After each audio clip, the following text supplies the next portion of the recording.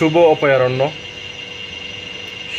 সকলকে পবিত্র জুমাবারের শুভেচ্ছা। এনসিপি যখন গোপালগঞ্জে যাওয়ার জন্য প্রস্তুত নিয়েছে, তারা যখন গোপালগঞ্জে গেছে, ওইখানে বাংলাদেশের আওয়ামী লীগের সংগঠন যারা আছে, তারা ছাত্রলীগ, যুবলীগ, আওয়ামী লীগ যারা আছেন, তারা প্রতিরোধ গড়ে তুলেছে। ওইখানে দাবা পাল্টা দাবা হয়েছে। এনসিপিরা তারা অনেক ক্ষণ ধরে আটকে ছিল, ওইখানে হতাহতের ঘটনা ঘটেছে। পুলিশের সাথে আর্মির সাথে দাওয়া পাল্টা দেওয়া হয়েছে।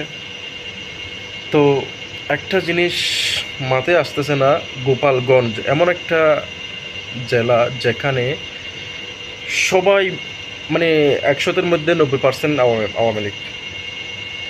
এমন একটা জায়গায় তারা গেছে একটা দ্বন্দ্ব লাগার জন্য, আমি যেটা মনে করি।